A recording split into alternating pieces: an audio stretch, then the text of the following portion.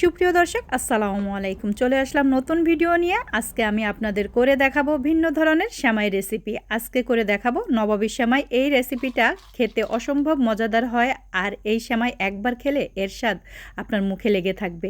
ঈদ বা যে কোনো অনুষ্ঠানে আপনারা এই রেসিপিটা করতে পারেন। আশা করছি আমার এই ভিডিওটা আপনাদের কাছে ভালো লাগবে। তাহলে চলুন কিভাবে এটা তৈরি করতে হয় দেখে নিই। দিয়ে দিলাম 1 টেবিল চামচ ঘি, আর দিয়ে দিব এখানে বেশ কয়েকটা কিশমিশ।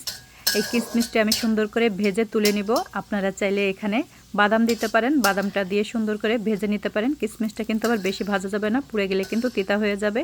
আমি এই দেখুন ভেজে তুলে নিলাম। এখানে আর কিছুটা ঘি দিয়ে এখানে দিয়ে দিব এখন সেমাইগুলি। আমি এখানে 400 গ্রামের মতো লাচ্চা সেমাই নিয়েছি। এটাকে সুন্দর করে আমি ভেজে নেব। এখানে দিয়ে দিলাম হচ্ছে চিনি, হাফ কাপ পরিমাণ চিনি দিয়ে দিলাম। মিষ্টিটা আপনারা আপনাদের স্বাদ অনুযায়ী দেবেন।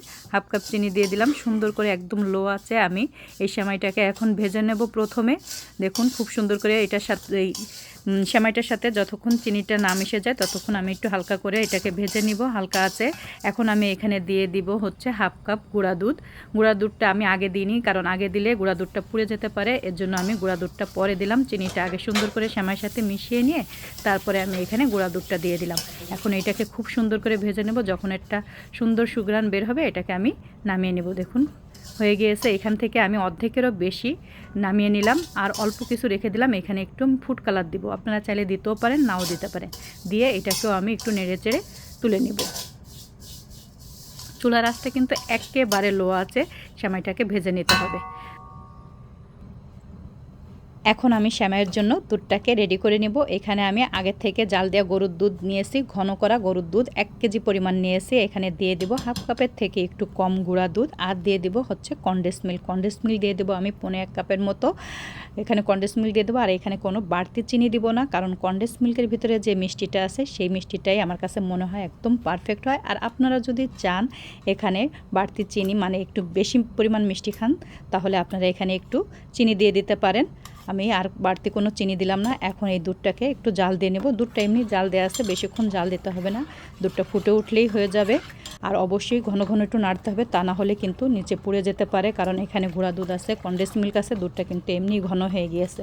এর জন্য বারবার একটু নেড়ে দিতে হবে। এখানে আমি একটু ঘন করার জন্য কর্নফ্লাওয়ার দিয়ে দেবো। আমি 1 টেবিল চামচ পরিমাণ কর্নফ্লাওয়ার গুলিয়ে নিয়েছি। এখন আমি এখানে কর্নফ্লাওয়ারটা দিয়ে দিব। কর্নফ্লাওয়ারটা দিয়ে কিন্তু অবশ্যই ঘন ঘন একটু নাড়তে হবে, তা না হলে কিন্তু নিচে লেগে যাবে। আমি কর্নফ্লাওয়ারটা দিয়ে দিলাম। কর্নফ্লাওয়ারটা দিলে দুধটা একদম ঘন হয়ে যাবে। দেখুন সুন্দর করে নেড়ে চেড়ে এটাকে আমি একটু ফুটিয়ে নিব। হয়ে গিয়েছে। এখন আমি সেমাইটাকেও একটা সার্ভিং ডিশে সেট করে নিব। আমি এখানে যে সেমাইটা আমি নিয়েছি তার 3 ভাগের 2 ভাগ নিচে আমি দিয়ে দেব, সুন্দর করে নিচে বিছিয়ে দেব। আর 1 ভাগ আমি উপরে সেমাইয়ের উপরে দিয়ে মানে দুধের উপরে দিয়ে দেব। সুন্দর করে আমি মিশিয়ে মানে সেট করে নিলাম। এখন আমি দুধটাকেও ঢেলে দিলাম উপর দিয়ে। দেখুন, আর অবশ্যই গরম অবস্থায় কিন্তু দুধটাকে সেমাইয়ের উপরে দিয়ে দিতে হবে। পুরো দুধটা আমি দিয়ে দিলাম। এখন বাদবাকি যে সেমাইটা আছে উপর দিয়ে দিয়ে দেব। খুবই ইজি এই সেমাইটা রান্না করা, কিন্তু খেতে অসাধারণ লাগে। আসলে খুবই ভালো লাগে, আপনারা তৈরি করতে পারেন ঝটপট।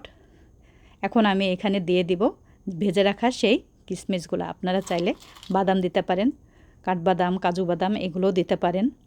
সুন্দর করে ভেজে আমি শুধু কিশমিশটা দিয়ে দিলাম। আমার বাচ্চারা কিশমিশটাই বেশি পছন্দ করে, বাদামটা সেমাইয়ের উপরে অতটা পছন্দ করে না।